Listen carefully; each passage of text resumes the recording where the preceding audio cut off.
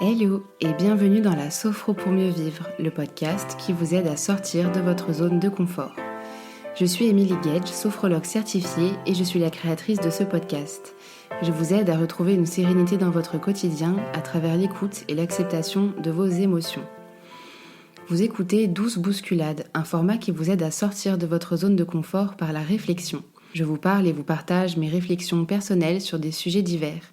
Ce format a pour but d'essayer de faire germer la graine en vous et de bousculer votre réflexion pour vous aider à tendre vers une harmonie qui vous correspond. Et maintenant, installez-vous confortablement et soyez prêts à devenir acteur de votre changement.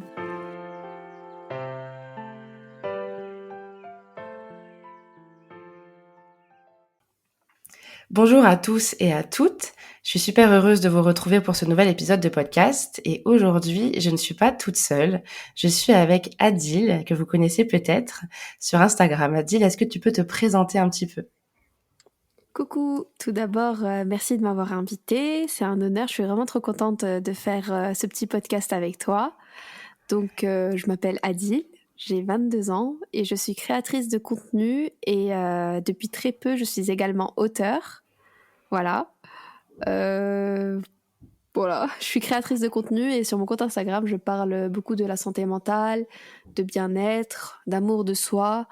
Enfin, j'essaye de rendre beaucoup moins tabou tout ce qui concerne la santé mentale. J'essaie vraiment de porter une voix authentique pour que les gens puissent pour que les gens puissent se sentir bien dans leur vulnérabilité et qu'ils ne se sentent pas mal en fait de se sentir mal tout simplement. Voilà. Ok, trop bien, trop chouette. Et donc du coup tu disais que tu étais auteur depuis peu. Est-ce que tu veux un peu parler de ton livre et de quoi il parle ? Alors mon livre il s'appelle Vie ta meilleure vie, Hello Anxiété. Il parle d'anxiété. Donc dans ce livre en fait on va je vais beaucoup parler du coup de tout ce qui est déclencheur. Je vais parler de l'anxiété. Je vais développer ce sujet-là. Ensuite, je vais donner beaucoup de tutos aussi, par exemple par rapport aux pensées négatives, à l'alimentation, parce que l'anxiété est également très physique. Donc ton environnement, tout ce que tu manges, etc., a un impact sur toi. Je vais essayer vraiment de déculpabiliser les gens par rapport à leur anxiété, etc. Et ouais, je parle beaucoup de mes expériences aussi également. Je parle de ce que j'ai vécu moi avec l'anxiété et de ce que j'ai fait en fait pour aller mieux et surtout d'apprendre à accepter mon anxiété parce que maintenant je la vois comme une partie de moi qui demande à être travaillée et non comme quelque chose et non comme un ennemi qui est en moi et qui me définit à 100%. Parce que, faut le dire, et c'est la vérité, une anxiété, c'est juste une partie qui demande à être travaillée et c'est pas quelque chose qui nous enveloppe, c'est pas quelque chose, en fait, qui nous définit et qui fait de nous la personne que nous sommes quotidiennement. Voilà. Ok, bah merci, merci de t'exprimer sur mon podcast. Ça fait vraiment chaud au cœur de pouvoir discuter avec toi. Aujourd'hui, on va parler d'un sujet très large, mais en même temps pas tant que ça. Ça dépend du sens dans lequel on a envie de le prendre. Mhm. C'est est-ce qu'on peut changer avec le temps ? À première vue, qu'est-ce que tu dirais toi ?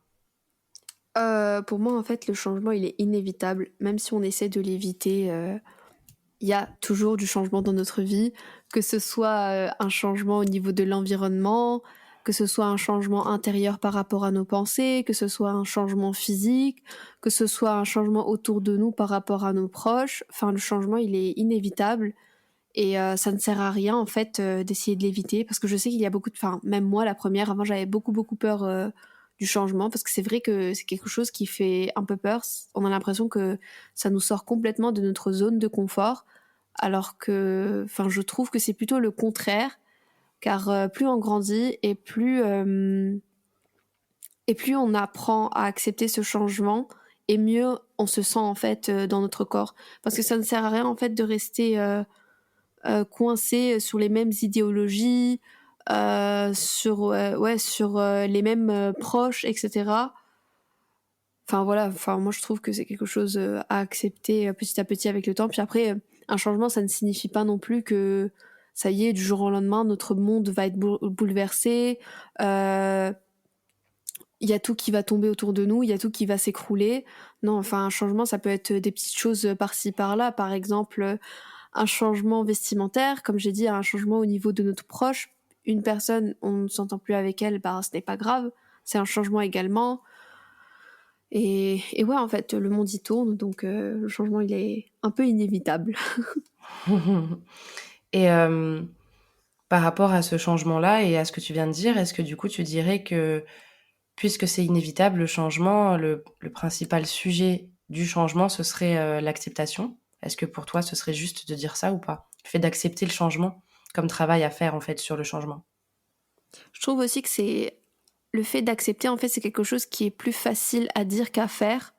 On peut très bien, en fait, toujours se sentir mal à l'aise suite à ces changements. Je trouve qu'il y a beaucoup, il y a beaucoup cette pression, en fait, dans le monde du développement personnel, du fait d'accepter quelque chose, en fait. T'as vécu ça, bah tu dois l'accepter. T'as eu ça, tu dois l'accepter. Et je trouve que, en fait, le mot accepter, il ramène une trop grosse pression. Je pense que tu peux embrasser le changement qu'il y a dans ta vie, mais ne pas toujours l'accepter en fait, parce que le changement n'est pas toujours synonyme de quelque chose de positif. Donc ouais, en fait, je trouve que accepter, c'est un bien trop gros mot, mais enfin, moi, je vois les choses comme ça par rapport à ça. Je ne sais pas ce que tu en penses toi, mais des fois, en fait, il y a des choses qui sont quand même assez difficiles à être acceptées. Mm. Surtout quand il s'agit de changement, en fait. Je suis assez d'accord avec toi. C'est pour ça que je trouvais intéressant de te poser la question. J'avais fait un épisode de podcast il y a pas mal de temps déjà sur la pression qu'on pouvait se mettre dans le développement personnel. Ouais. Et je trouve que ce sujet de pression qu'on peut recevoir dans le développement personnel, il est assez lié à cette question de est-ce qu'on peut changer avec le temps, est-ce qu'on doit accepter le changement, est-ce qu'on doit pas l'accepter, est-ce qu'on doit se sentir libre et légitime de ressentir telle émotion qui est liée à tel changement ou telle évolution. Et, euh, et je trouve qu'en fait, il y a vachement de pression vis-à-vis de ça, vis-à-vis de l'acceptation aussi, comme tu dis. Et moi personnellement, l'acceptation, je la résume dans ma propre définition personnelle, Mhm. de se laisser le droit de ressentir ce qu'on veut ressentir à tel instant, que ce soit agréable ou pas. S'il y a un changement qu'on n'arrive pas à accepter, qu'on est en colère ou triste, bah, se sentir légitime et le droit d'être triste, c'est une forme d'acceptation pour moi, donc elle n'est pas tout le temps positive. Je sais pas si Ah, tu es je suis d'accord avec totalement moi par d'accord rapport à avec. ça. Ouais, ouais, je suis Ah, totalement voilà. d'accord avec toi avec ce que tu es en train de dire.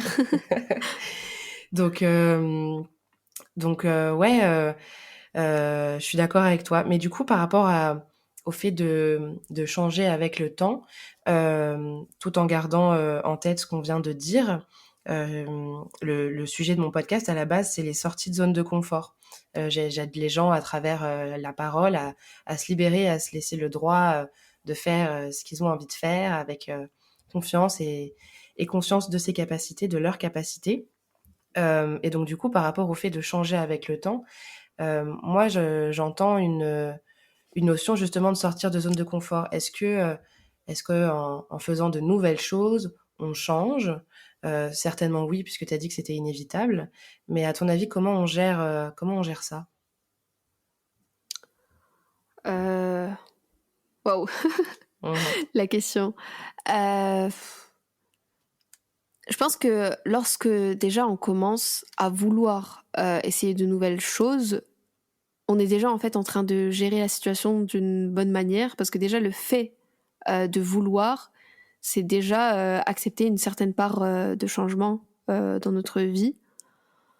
Donc essayer de nouvelles choses, c'est vraiment tester ses capacités, ses nouvelles capacités, croire en soi surtout, parce que ce n'est pas toujours facile en fait d'aller vers une nouvelle activité, une nouvelle personne, je sais pas, un nouvel aliment à tester, un nouveau style, un nouveau pays.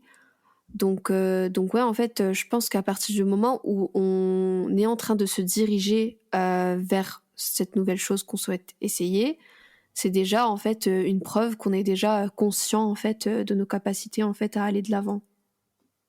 Ah, c'est intéressant. Ça veut dire que toi, tu soulignes le fait d'être conscient de ses capacités Ouais, avant même de commencer à changer. C'est ça que tu es en c'est train de ça. dire? Bah ouais, en fait, enfin, pour moi, à partir du moment où tu penses à quelque chose en mode je veux le faire, même si ça te prend du temps, même si tu mets 2, 3 mois avant de le faire, je pense que c'est déjà une grosse prise de conscience chez la personne. Et ouais, je trouve pas que c'est forcément à partir du moment où tu vas commencer à faire le truc que le changement va se déclencher. Je pense qu'à partir du moment où il y a cette graine en fait qui se plante en toi et que tu commences à la cultiver petit à petit, ben ouais, enfin pour moi en fait t'es déjà en fait conscient d'un certain niveau de tes capacités et t'es en train de travailler dessus pour te lancer en fait. Mhm. Donc ouais. Il y a un truc que tu viens de dire, c'est super marrant parce que je l'utilise au quotidien avec les personnes que j'accompagne comme métaphore, c'est poser des graines et les laisser germer. J'utilise vraiment tout le temps ça au quotidien. Ouais. Et si on reprend cette métaphore, est-ce que du coup tu dirais que la graine posée est une idée et la possibilité de la laisser germer, c'est l'action qui agit sur l'idée ou pas? Ou ce serait autre chose?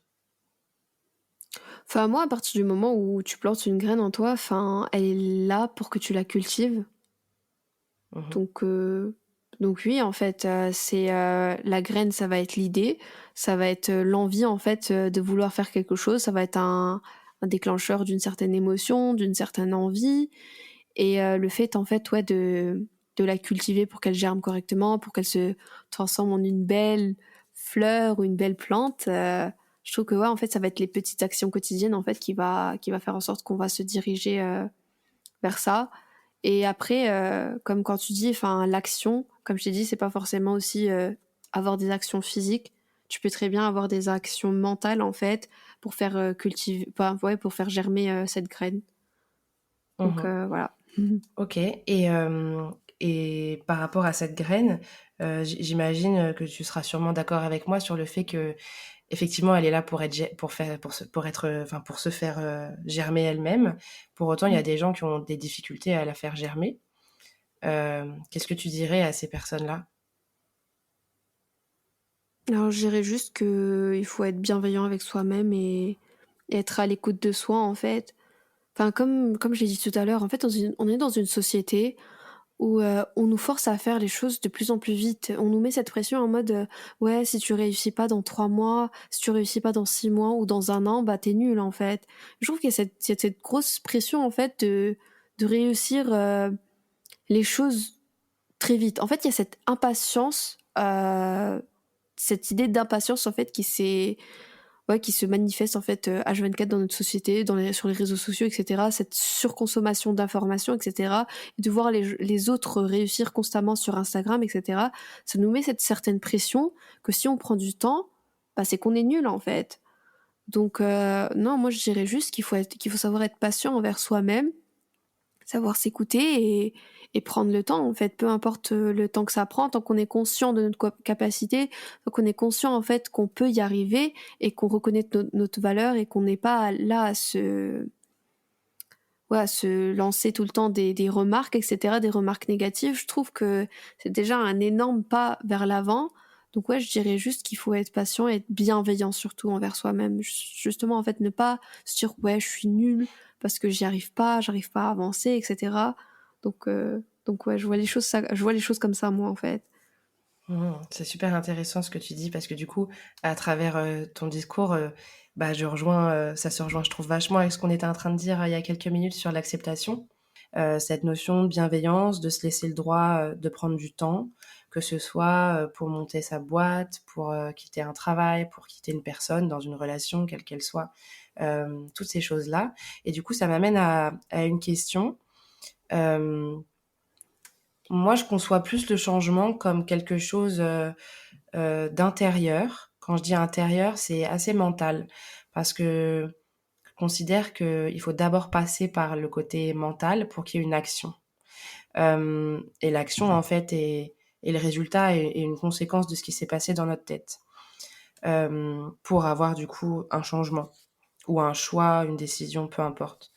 Euh, Si tu es d'accord avec cette idée-là, qu'est-ce que tu en penses, toi, de cet aspect mental? Est-ce que tu trouves que c'est encore tabou, qu'on puisse juste savoir qu'on pense par soi-même, intérieurement, et pas par des éléments extérieurs?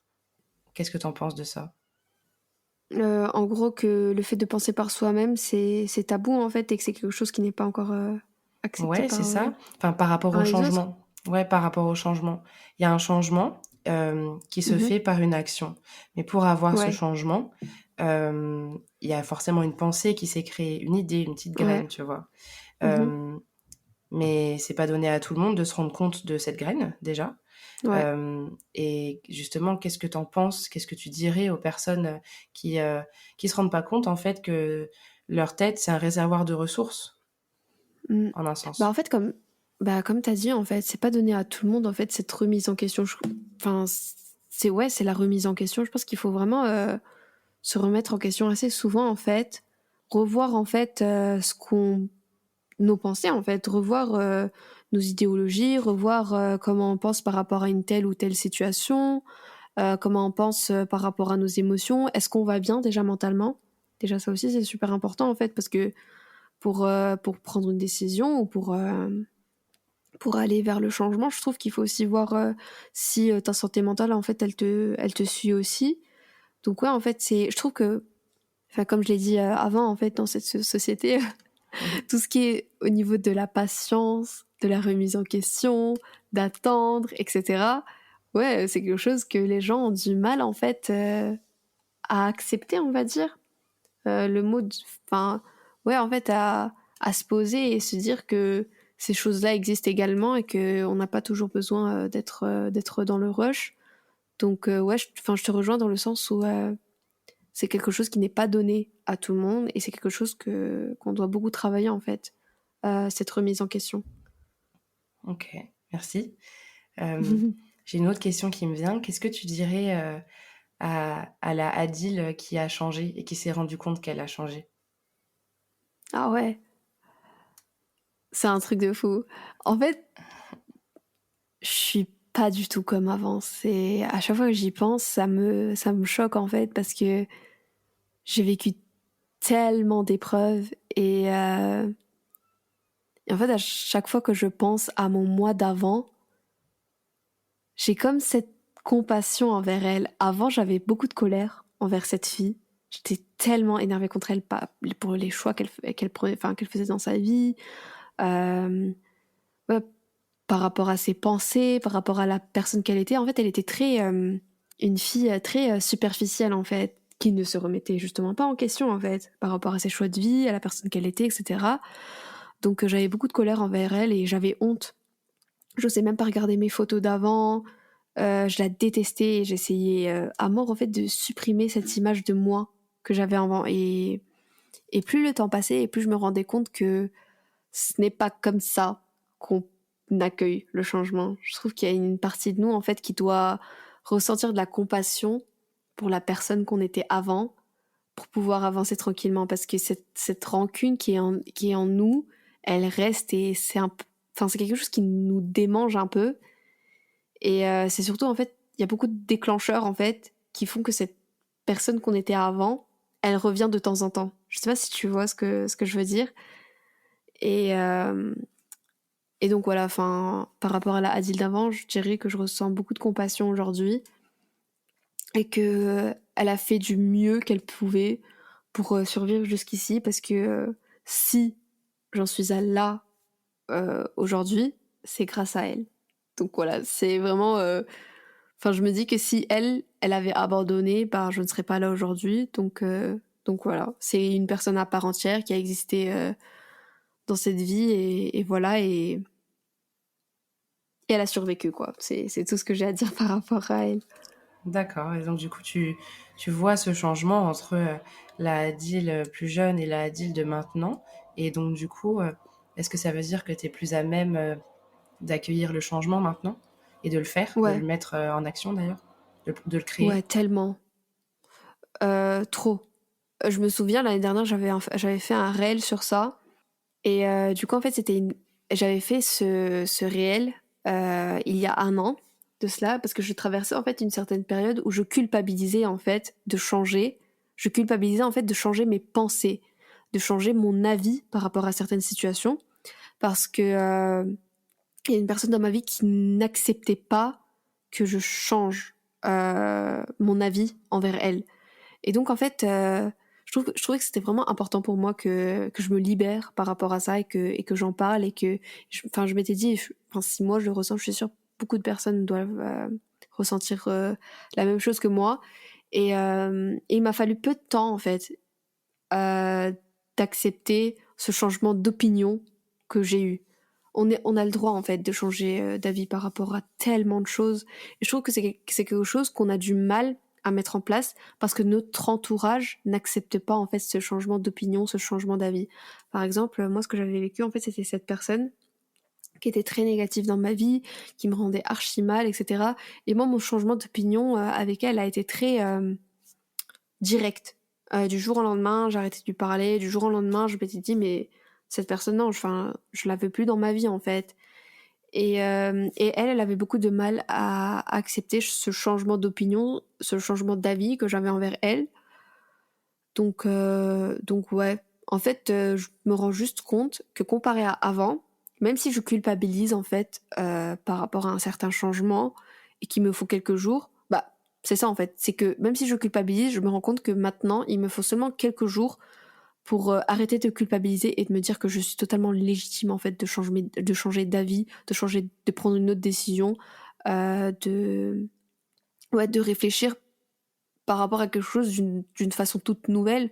Donc ouais, en fait, on n'est pas destiné en fait à rester à penser la même chose toute notre vie quoi par rapport à tout et n'importe quoi. Genre par exemple, enfin, c'est tout bête mais par exemple, là je suis en train de regarder je suis en train de reprendre une série, c'est Pretty Little Liars et avant en fait j'acceptais des choses et tout et maintenant je me rends compte que enfin, c'est pas du tout normal ce qui se passe dans la série, par exemple. Enfin, une jeune fille de 16 ans est en couple avec son prof qui a 23 ans, et je trouve pas ça du tout, je trouve pas ça normal, en fait. Alors qu'à l'époque, quand j'étais jeune, c'est quelque chose que j'acceptais totalement. Donc, ouais, on peut changer par rapport à tellement de choses, nos opinions, etc. Donc, voilà. Et par rapport à ce que tu es en train de dire, moi je perçois une différence entre le mot changement et le mot évolution. Qu'est-ce que tu penses de ça, toi? Est-ce que tu penses que c'est pareil ou justement que c'est différent? Je trouve pas que ces deux mots sont similaires, mais je trouve qu'ils se rejoignent vachement, qu'ils se complètent. Je trouve juste qu'ils se complètent comme ouais, comme la santé mentale et la santé physique, ils sont tous les deux ils vont ensemble. Et c'est pareil pour le changement et l'évolution en fait, ils vont ensemble. Ou alors l'un peut aller sans l'autre ou alors ils peuvent aller ensemble. Donc voilà. Ok, moi j'aurais tendance à dire, et tu me diras ce que tu en penses juste après, ça m'intéresse vachement d'avoir ton avis là-dessus. Euh, j'ai tendance à penser que l'évolution, elle est, en fait, je vais reprendre autrement. Tu as très justement dit qu'il y a la pensée physique et la pensée mentale qui sont liées mais qui sont différentes. Si on part du principe qu'il y a le changement et l'évolution, j'aurais tendance à dire que l'évolution, elle est psychique et que le changement est davantage physique parce qu'il est plus visible. Je sais pas si ce que t'en penses. Ouais, c'est vrai. Non, je suis totalement d'accord avec toi. L'évolution, en fait, ça va vraiment être l'évolution mentale, la guérison qu'on va vivre. Euh, ouais, nous en train d'évoluer vers quelque chose de nouveau. Et le changement, en fait, ça va être quelque chose qui va être un changement, enfin, comme je l'avais dit au début, un changement d'environnement, un changement physique, un changement d'habitude. Donc ouais, un changement qui se voit forcément en fait, que ce soit par rapport à notre perception et celle des autres. Ok. Ok, donc on est assez d'accord sur ces mots. Alors du coup, pour finir, dernière question. Euh, en partant du principe du coup qu'il y a un changement qui est plus visible et une évolution qui est plus mentale, puisqu'on s'est mises toutes les deux d'accord pour dire qu'on pouvait changer avec le temps, donc qu'on pouvait aussi en un sens évoluer avec le temps. Euh, en mot de la fin, qu'est-ce que tu dirais aux personnes qui nous écoutent et qui ont peur de changer, d'évoluer dans une direction qui leur correspond pas, peut-être, ou Mhm. qui ont peur de changer et d'évoluer, ou même de pas réussir à le faire, ou d'avoir peur juste de la personne qu'ils seront une fois arrivés à la fin du changement et de l'évolution. Qu'est-ce que tu leur dirais? Bah, je leur dirais de tout simplement écouter leur intuition, écouter leurs capacités, écouter s'ils ont peur ou pas. Parce que s'ils ont peur sur quelque chose, ils doivent travailler en fait au niveau de ces peurs. Donc ça serait bien d'aller voir une merveilleuse sophrologue comme toi. Et je dirais juste que, enfin, il faut faire confiance à son cheminement en fait. Comme je l'avais dit au début, il y a aucune raison en fait de se mettre la pression sur les choses en fait dans notre vie. Donc il faut faire confiance à son cheminement, il faut faire confiance en fait au temps qu'on prend, il faut faire confiance en nos capacités et surtout en fait apprendre à se remettre en question le plus souvent possible et travailler petit à petit sur soi tout en étant très bienveillant envers soi-même. Et avoir peur, il faut pas en avoir honte pour moi. Il faut accepter en fait cette peur parce que je trouve que si elle n'était pas là, justement, on n'aurait pas cette prise de conscience en mode ah bah si cette peur existe, bah je dois changer en fait sur ce truc-là. Donc si la peur elle est là, bah, c'est qu'elle est là pour une raison et on ne doit pas avoir honte d'avoir peur ou de ressentir de la culpabilité, de ressentir n'importe quelle émotion désagréable mais qui est là parce que voilà, elle est importante telle qu'elle est. Donc si on ressent cette peur et qu'on en a honte, je dirais juste que bah, il faut pas en avoir honte et que c'est une émotion totalement normale et légitime et qu'il faut justement en fait savoir écouter cette peur et être beaucoup plus bienveillant envers soi-même. Voilà. Je sais pas ce que t'en penses toi, mais moi je dirais plus comme ça. Ah bah, mon avis là-dessus, euh, je suis assez d'accord avec toi. J'aurais tendance, enfin pour m'approprier cette idée avec mes mots, je pense que les personnes qui ont peur de changer, c'est qu'elles sont déjà dans le changement, parce qu'elles se questionnent déjà sur ça. Donc du coup, le fait de se rendre compte que ne serait-ce juste, il y a une place pour cette pensée dans la tête, ça veut dire qu'il y a une évolution. Et c'est rassurant de se dire que en fait, si on se questionne pas, il y a rien qui change. Mais si on commence à se questionner sur des soucis, on a déjà fait un peu un bout de chemin en fait. Donc, j'aurais tendance à dire que le simple fait de prendre conscience que qu'on pense à des choses auxquelles on pensait pas avant, c'est rassurant parce qu'on se dit que qu'il y a il y a quelque chose de différent. De la même façon, il y a quelque chose que j'ai remarqué un jour. J'étais au lycée et je me suis posé la question justement sur le changement. Comment on sait qu'on travaille sur soi? Je lisais des trucs de développement personnel et je me disais mais comment on sait quand on travaille sur soi? Enfin, je lis des trucs. Comment je sais que ça marche quoi? Enfin, j'avais 15 ans et puis un jour. Ah, c'est ouf que tu commences déjà à cet âge-là à te questionner sur Ah ça. ouais, non, mais moi j'ai été hyper, je sais pas si on peut dire précoce, mais enfin, ça a toujours fait partie de mon éducation en fait, ça. Donc du coup, je lisais des bouquins Ah comme ça. ouais, c'est cool. Moi à 15 ans, je pensais pas du tout comme ça. C'est cool Bah ça. ouais, il y a certains bouquins qui m'ont bien interpellée et du coup, ouais, je me disais: «Mais comment je sais que ce que je suis en train de lire et bah, il y a quelque chose qui bouge en moi?» tu vois? Et un jour, je me suis rendu compte, que le simple fait de se questionner, hem, amenait en fait une action qui était réelle. Je reformule. Je donne un exemple. Je sais pas, lors d'une situation sociale, il y a telle chose que j'apprécie pas entendre, qui fait pas partie de mes valeurs, par exemple. Et ben avant, j'aurais réagi d'une autre façon. Je me serais peut-être tue. Et maintenant, je dis mon opinion. Et par cette action, tu vois, par cette action-là, je me suis rendu compte que du coup, il y avait eu un changement. Mais c'est pas dans ma tête, je me suis dit: «J'ai changé». C'est les actions que je fais qui me confirment qu'il y a eu un changement, une évolution. C'est comme ça un peu que je vois le truc. Donc du coup, pour dire, aux gens, pour les rassurer, ou les aiguiller là-dessus, en fait, le changement, tu le vois quand il est fait, tu vois? C'est comme s'il était pas vraiment saisissable, tu vois? Ouais, c'est clair. C'est clair. Ouais, je suis totalement d'accord avec toi. Et aussi, je rajouterais encore un truc, c'est quand les personnes ils te Mmh. disent ah t'as changé, comme s'ils essayaient de te faire culpabiliser. Je ne sais pas si toi t'as vécu ça avec ton entourage, qu'ils te disent d'un ton assez, je dirais pas hautain, mais un ton en fait qui va faire en sorte que tu vas culpabiliser en mode ah t'as changé enfin genre tu penses plus comme avant, t'es plus du tout comme avant. Je dirais aussi que enfin surtout pas culpabiliser en fait quand quelqu'un te dit ça. Ils sont encore proches en fait de la version passée de toi et du coup voir pour eux en fait cette toute nouvelle situation, ces toutes nouvelles pensées qui émergent de toi, on va dire ça les perturbe un peu. Et je trouve que c'est là aussi que tu te rends compte un peu plus de ton entourage, ceux qui sont là pour le meilleur et pour le pire, ceux qui sont là et qui t'acceptent à chaque fois que tu changes, ou alors ceux qui restent en fait avec l'ancienne version de toi et c'est ok en fait parce que voilà, il y a des personnes qui n'avancent pas avec toi et qui restent ouais voilà avec cette ancienne version de toi.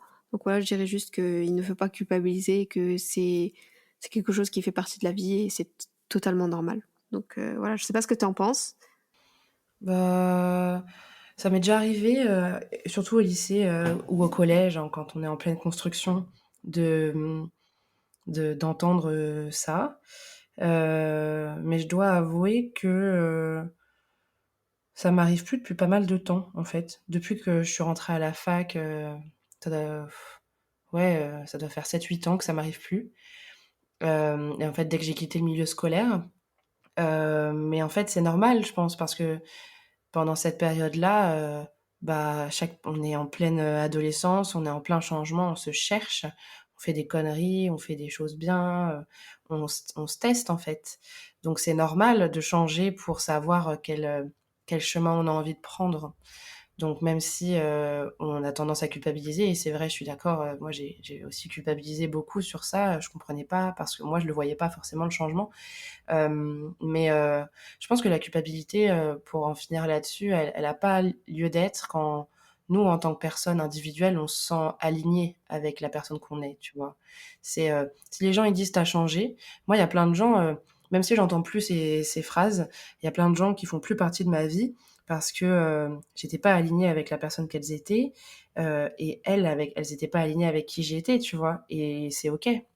L'important, c'est de se sentir aligné avec, qui on est, avec ce qu'on fait, avec les proches, qui nous entourent et d'être juste, et à partir de ce moment-là, bah, pour moi, le changement, il est sain, en fait. Ouais, ah, je suis totalement d'accord avec toi. Le fait d'être aligné avec soi-même et voilà, peu importe l'opinion des autres, tant que t'es bien avec toi, avec tes pensées, ton mental, ton bien-être, c'est le plus important. Voilà. Mmh. Et bah, c'est un super mot de la fin. Voilà. Je te remercie, Adil. Merci à toi. Dis-moi, est-ce que tu peux nous dire où on peut te retrouver? Alors, on peut me retrouver sur mon compte Instagram qui s'appelle Adil Words, Hadeel, Words, Words. Et également sur Facebook, ça va être le même pseudo. Et voilà, je pense que c'est tout. Et sur TikTok aussi. Mais bon, je suis pas à fond dessus. OK. Et on peut surtout te retrouver en librairie Ah depuis, ouais, le 3 aussi. novembre, si je dis pas de bêtises? Aussi, vous pouvez me retrouver en Mmh. librairie, dans les librairies françaises, en Belgique aussi, Suisse et au Canada. Je sais pas si tu as des gens qui écoutent de là, mais on peut me retrouver dans les librairies, dans mon livre que j'ai publié le 3 novembre, qui s'appelle Hello Anxiété. Voilà. OK, super. Eh bien, je mettrai toutes les informations en description, et je te remercie beaucoup pour ton passage sur mon podcast. J'ai eu beaucoup de plaisir à échanger avec Moi toi. aussi, c'était génial. Merci beaucoup. Je vous remercie d'avoir écouté cet épisode jusqu'à la fin. Si vous souhaitez en savoir plus sur la sortie de zone de confort ou si vous souhaitez pratiquer la sophrologie pour vous aider dans votre quotidien, vous pouvez me contacter sur Instagram sous le nom de sophro-vie ou sur mon site internet sophrovie.fr. N'hésitez pas à mettre un petit avis ou 5 étoiles sur Apple Podcast ou à vous abonner. Vous savez à quel point c'est super important et en plus cela me permet de savoir si effectivement ce podcast vous plaît. Je vous dis à dans 2 semaines et jusque-là, prenez soin de vous.